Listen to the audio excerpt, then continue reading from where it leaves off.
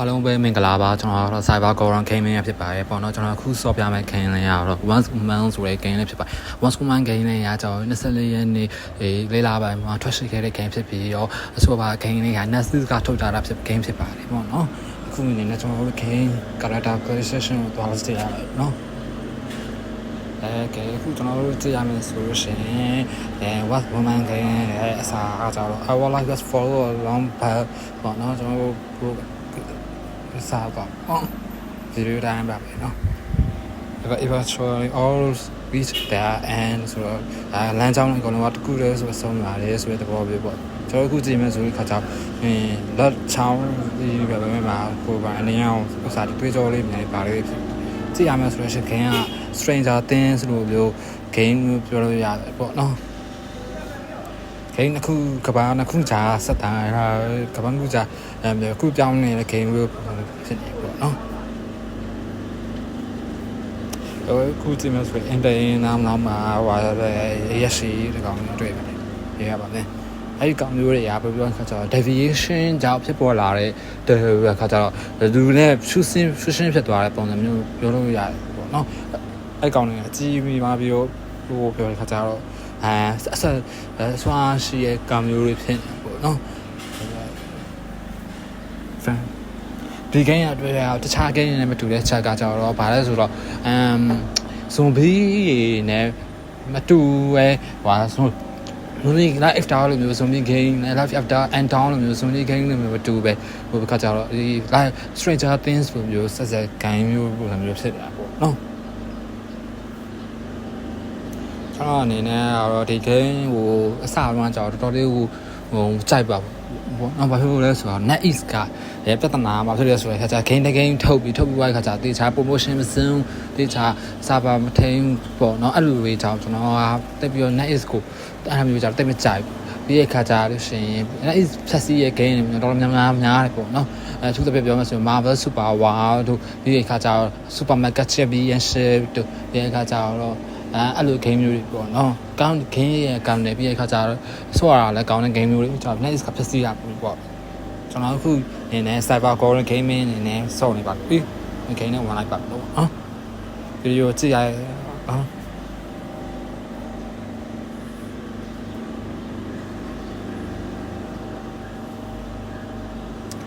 ဒီဗီဒီယိုလေးကထူးခြားချက်ကကျွန်တော်အနေနဲ့ဘယ်လိုမျိုးဆော့ရမလဲဆိုတော့ Meta Human မျိုးဆော့ရတယ်ပြောလို့ရတယ်ပေါ့နော်ဒါတော့စမ်းသပ်ခန်းတစ်ခုထဲမှာဖွာလာတဲ့ကောင်မျိုးကောင်လေးအနေနဲ့ဆော့ရတာပေါ့နော်ကျွန်တော်စမ်းသပ်နေရတဲ့ကောင်ကြည့်ရမယ်ဆိုရင်ကျွန်တော်စတာဝဇာချာတို့စမ်းသပ်နေရပေါ့တော့ကျွန်တော်ဟို inspection 48ဆိုတော့ဆိုခါကြတော့စမ်းသပ်နေရပေါ့နော်ကျွန်တော်တီးတန်းဟိုစားရမျိုးတွေခန်းနေမှာစမ်းသပ်နေပေါ့နော်ဗီဒီယိုလေးကနည်းနည်းတော့ခါကြဆော့ရဟိုလို့ဆိုတော့လမ်းမောကောင်းနေဟုတ်အဖေကခါကြကျွန်တော်ဟိုဘာမှခါကြ PC game တချို့တွေနဲ့ဆင်လို့ကြောက်တာလည်းပါတယ်နည်းနည်းတော့ကြောက်ရတော့ပေါ့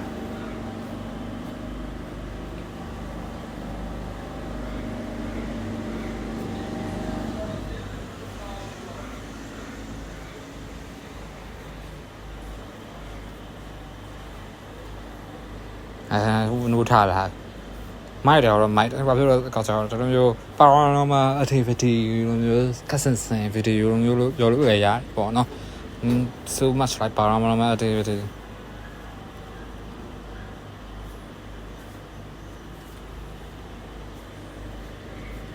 ကျွန်တော်6နာရီနဲ့နှုံထွက်လာပေါ့နော်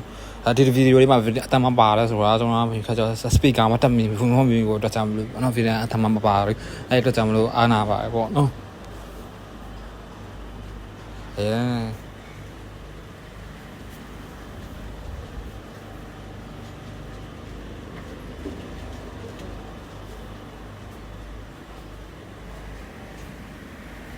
ဆေးထိုးလိုက်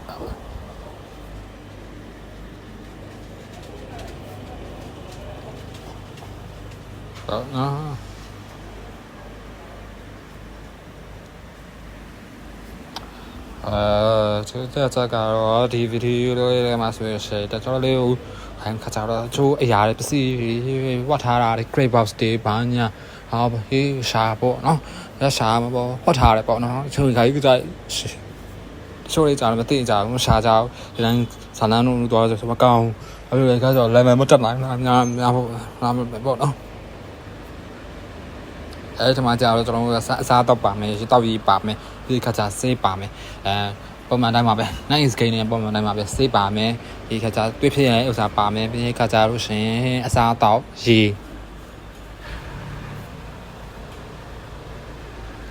ဟိုဘတ်တပတ်ရှာကြည့်ပေါ့နော်ရင်ငါလို့ရှင်ရေတောက်မယ်အဲ့မှာအောက်ဆုံးမှာကြည့်မယ်ဆိုတာကြာရှင်ဆေးတဲ့ဆွေးရတွေးရရေရအစားတော့ရဒါပေမဲ့ရှင်အဲ့ဒီဆို fine ပေါ့နော်အဲ့ fine ကိုကြည့်မယ်ဆိုရှင်ကျွန်တော်ကကြောက်လူမျိုးပေါ့အဲ့ရွယ်ရောက်ပြီးသားလူမျိုးဒီခါကျအတန်းနေရတော့မရှိဘူးဒီဂျန်တာကကြောက်တော့ပြောပြချင်ဂျန်တာကြောက်တော့မျိုးသမီးရွယ်သားခွဲထားပြီးဆိုဒါပေမဲ့အဲ့တော့ပုံမှန်မျိုးဖြစ်သွားမှာပေါ့နော်ဒါပေမဲ့သူကမရေးထားဘူးဘာဖြစ်လို့လဲဆိုတော့ကြောက်တိတ်ပြီးတော့အဲ့ခါကျ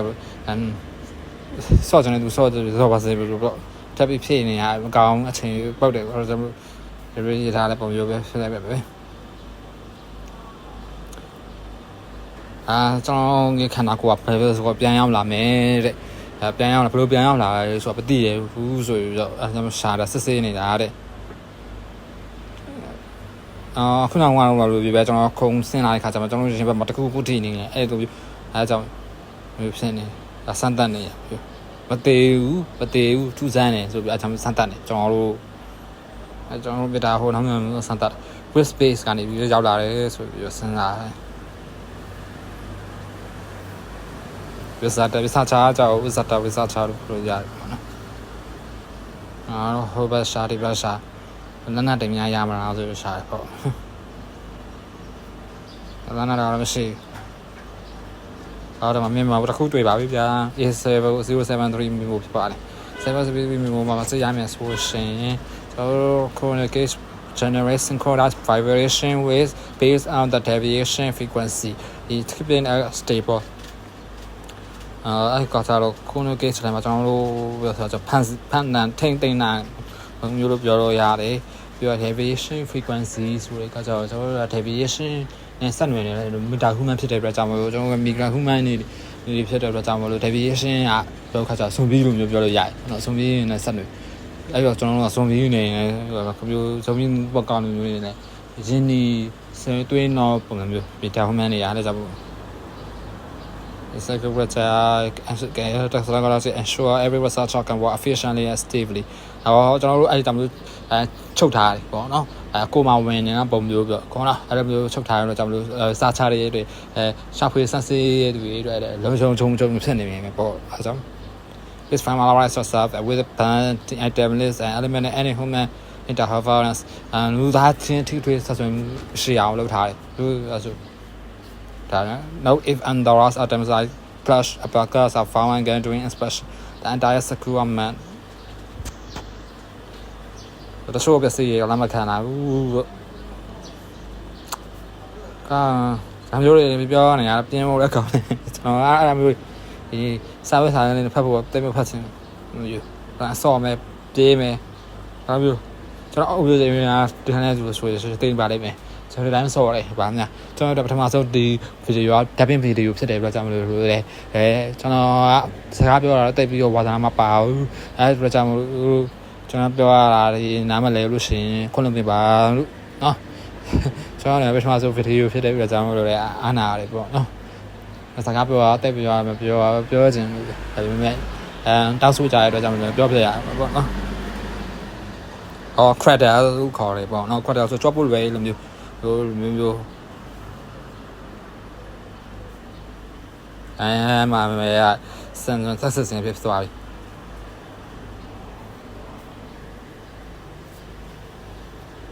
အဲ့မှာစပြီးလောင်းသွားတာပေါ့နော်ကျွန်တော်တမန်ဆုံးဆော့ဖို့ဗီဒီယို one man body ဖြစ်တယ်ပစ္စည်းဆော့ပြီးရသူဆိုရရှင်အဆင်ပြေလိမ့်မယ်ပေါ့နော်သိကြတယ်ကျွန်တော်ဇာနာမသိဘူးကျွန်တော်စကားပြောရတဲ့စီကံနေမျိုးပေါ့တော့was other face I thought I was somehow and you meet the human to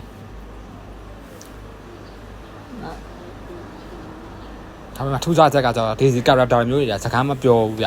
အဲ့အတွက်ကြောင့်မလို့ပြောတဲ့ခါကျတော့အတန်မပါဘူး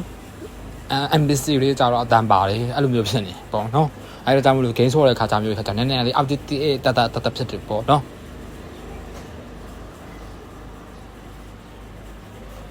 And myself in the flirtation and now it trap me in the crowd that go have you can harm me if saying that was I'm at a home man တော့ဒီ frustration လောက်ကနေထွက်ချင်ဘူးနော်ဖို့အတွက်ငါကဒီလက်စားလောက်ကနေထွက်ချင်တယ်ပေါ့မုံမျိုးနေတယ်ပေါ့နော် only if you come mission when you say you to do is listen to what I tell you so နည်းနည်းတော့မိုက်တယ်ပေါ့နော်ဒါလိုအခန်းနေကြော်သွားမယ်ဝင်သွားမယ်ပေါ့နော်ဒါပေမဲ့ဆိုခါကြတော့ဟိုကဘကဘာဒီဘကဘာလို့ပုံစံမျိုးဖြစ်နေပေါ့လန်ဒန်ရှာမယ်လန်ဒန်ပါမယ်အဲ့လိုမျိုးအဲ့မှာဆိုရင်ကျွန်တော်တွေ့တာကျတော့ပထမဆုံးနေလဲကကြတော့ဒီဒါတလက်တော့တွေ့ပါတယ်ဗျာဒါပေမဲ့ဟိုခဲဦးတော့ဒီချို့ဖုန်းနဲ့ဆော့လို့ရပြီတချို့ဖုန်းနဲ့ဆော့လို့မရအောင်ဖြစ်တယ်အဲ့ဒီလိုကျွန်တော်တို့နားလည်ပေးရမယ်ပေါ့နော်ကျွန်တော်အနေနဲ့ iOS iPhone 13နဲ့50 Pro Max နဲ့ဆော့ရတဲ့အတွက်ကြောင့်မလို့ကျွန်တော်အနေနဲ့တော့ထက်တာဘာညာမှမရှိဘူးဒါပေမဲ့ Android phone တချို့ကတော့ခတ်လိုက်မယ်ဘာဖြစ်လို့လဲဆိုတော့ Android phone တချို့တွေပါဆိုတော့ RAM 6တော့ရမယ်ဖုန်းမျိုးပါစအဆင်ပြေလိမ့်မယ်ပေါ့နော်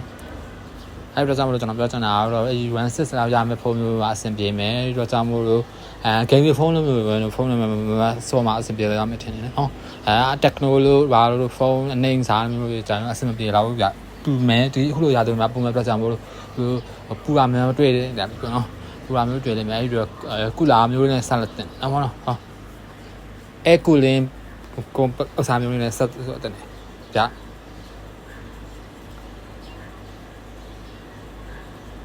ထူးခြားကြကတော့တပစိရှာရမျိုးခါကြတော့ဟိုဒီလိုဟိုခါကြတော့rank ဟိုစဝိုင်းဥစားလေးပြောတယ်3တန်းနဲ့ပေါ့နော်ဟောတွေ့ပါပြီဆုံးပြီအဲ့ဒါကောင်မျိုးကလည်းကြောက်ဖို့တော့ကောင်းတယ်ဗျ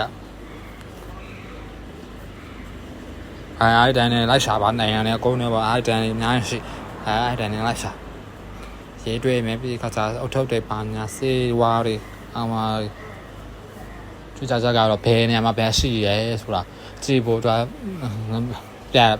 ဆော့ပြလာလင်းနေရာမျိုးရှိရဲခါကြမျိုးရှိခါကြတော့ရှာအောင်နော်ယူဖို့လည်းပစ္စည်း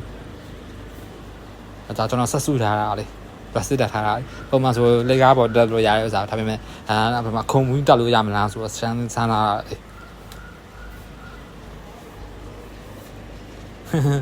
နေရအောင်တော့လုပ်ထားပါဗျာဒီမှာဟုတ်ကြည့်ပါဆော့ကြည့်ပေါ့နော်အဲ့လိုမျိုးsize ကတော့တော်တော်ဟိုများလောက်ပဲပြပါဘာဖြစ်လဲဆိုတော့ကျွန်တော်လည်းပြောမှဆိုရင်30 GB လောက်ဆိုတော့ဒါမှဟိုထင်ရဘုမဆိုရင်20 GB လောက်ပေါ့ဘာလို့အထဲမှာဒါမှဆိုရင်12 GB လောက်ရှင်ပဲပြီးတဲ့ခါကျအပြင်မှာဒါမှဆိုရင်ထပ်ပြီးတော့ဒါမှဆိုရင်6 GB လောက်ထပ်စားမယ်အဲ့လိုခါကျတော့ရှင်းမယ်ဆိုရင်25 GB လောက်ရှင်ပြီကြနော်အဲ့ဒါကြောင့်မလို့တော်တော်လေးကိုရှားတာပါဆိုပစီတွေဟိုချမ်းနာချားပြီတော့ပေါ့နော်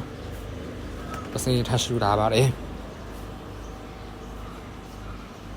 ခွဲထားတယ်ပြီးပစီတွေအဲ့ပစီတွေကနောက်ပိုင်းကျတော့ခါတော့သုံးမလားမလားကြောင့်မလို့ရှားပါပေါ့နော်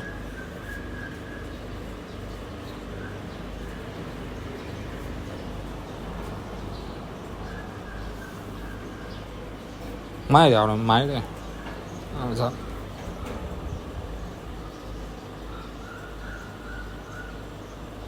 ဖဏရပါပြီအထုံးနဲ့ဖဏရအာမရဒါနဲ့လည်းခုတ်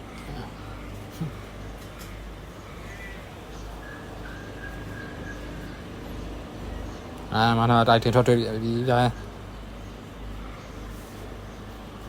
ကိုယ်နဲ့စားတောင်းနေရေးပဲရတယ်အများထရှိမှလည်းဆိုခါရှာရှိရပါဘူးဗျာ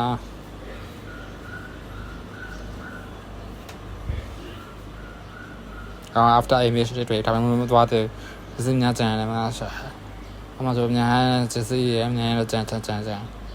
အော်တွေ့ပြီးပါပြီဆေးရွားတယ်ခရီးကြိုက် boss အသေးစားပေါ်လာလိမ့်မယ်အဲ့တော့ကျွန်တော်တို့သူပြင်ရတာပေါ့အစီရရှာခ အောက်တိုင်းမျိုးစတဲ့သွားအဲ့ဆောချော်လေးတော့တော်လေးကလာတယ်ဒါပေမဲ့သူကလည်းမီတာဟိုမှန်နေမှာပဲပစ္စတာရဲ့အစားထွက်ခံရတယ်မိန်းကလေးတို့ပြောလို့လည်းရတယ်ပေါ့နော်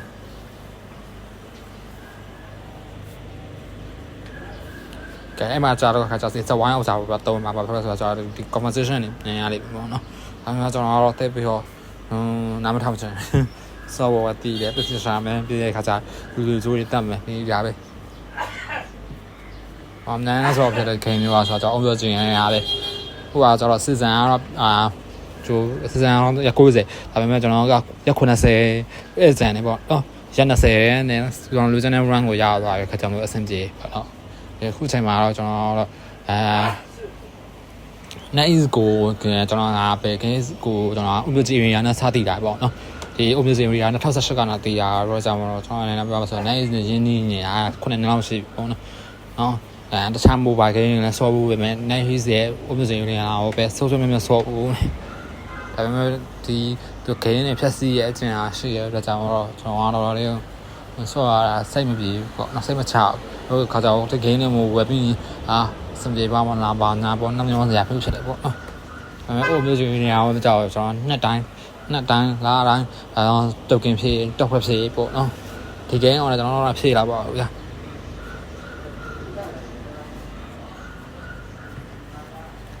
ဒီ review ထဲမှာကျွန်တော်ဒီကောင်မလေးရပြီးတော့ခါကျတော့လက်ပြဖန်တီးနေရမျိုးပေါ့ပြောလို့ရလက်ပြပိုင်းအောင်လက်ပြလေးပိုင်းအောင်နေအောင်ရောလာလက်ပြလေးပေါ့ deviation ပေါ့နော်တခြားကဘာတွေလဲခါကျ deviation စံခေါ်တာမျိုးပြန်နေအောင်လုပ်တာမျိုးပါညာပြောလို့ရတိတ်တော့ကြိုက်စံတခံမျိုးပြောလို့ရပေါ့စံတခံပြောလို့ရတယ်မေတာဟိုမျိုး man like my X-Man or something like Professor X or Magneto ပုံစံမျိုးပေါ့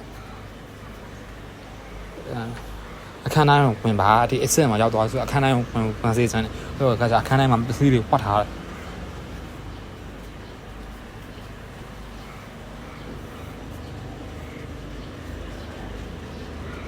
ဘာမှထွက်ခံတော့ပြန်စေးစမ်းတယ်ဘာဖြစ်လို့လဲဆိုတော့အဲ့မှာ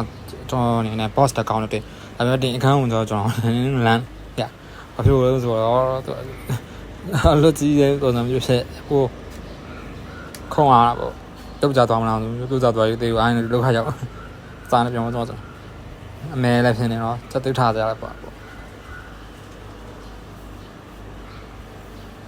ဟိုကြာကြာတော့မနေပါဘူးဗျာဖြေးပါ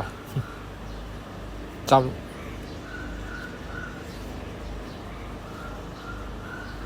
တော့လည်းပြောကြပါဘူးခေါင်းနဲ့ဆော်တာမလို့တော့လေးကိုနားလေပေးပေါ့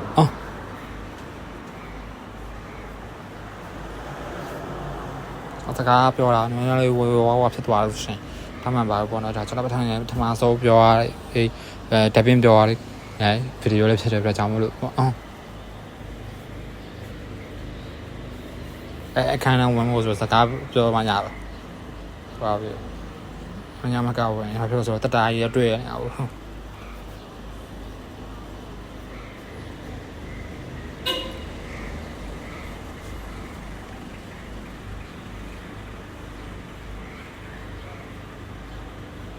မှာကျောင်းအနေနဲ့သူကကြားခါကြတော့ရှင်ဒါချိုးကောင်ဒီဟာကြတော့အဲ့လိုခါကြတော့လက်နဲ့ပါပေါ့နော်အဲ့ဒီလက်နဲ့ကိုသုံးပါသုံးစေချင်တယ်ပေါ့နော်ကျွန်တော်ခုနေတော့တက်တာကောင်ငယ်ဟိုစားစပေါ်ယူရာပေါ့နော်မကြည့်ရပါတယ်ဒါကြောင့်မလို့တေးချာတော့သုံးပေါ့နော်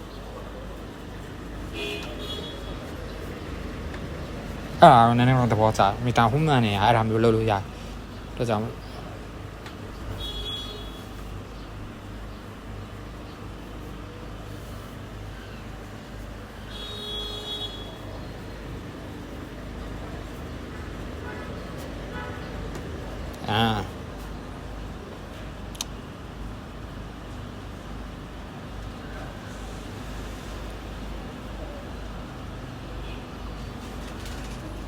ဖန်စီလိုက်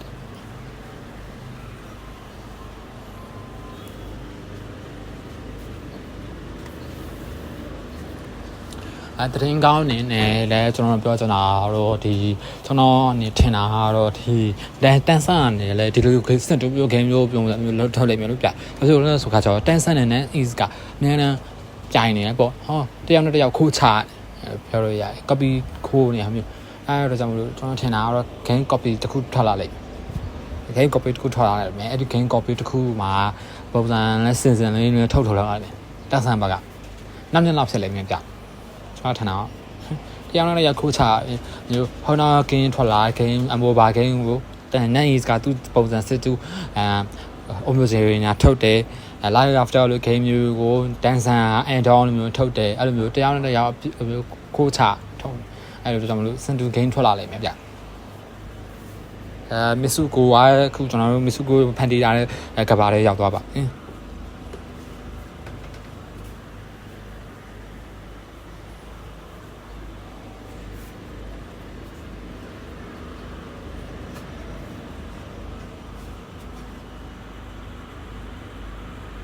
အောင်နာမှာကျွန်တော်တို့က deviation တွေကိုကျွန်တော်တို့ကတက်တာပုံနဲ့ထည့်ပြီးတော့ဖန်တာပုံထိန်းနိုင်တာပုံမျိုးဟုတ်လက်နက်တွေပါမယ်ပါညာအားမျိုးတွေဒီတုံးလို့ရတယ်ပေါ့နော်ကျွန်တော်တိတ်တော့မသိသေးဘူးဗျအဲ့ဒါဆိုကျွန်တော်အခုစားဆိုရပထမဆုံးပေါ်ဆိုတော့ဒီလိုမျိုးပြထားလိုက်ပေါ့နော်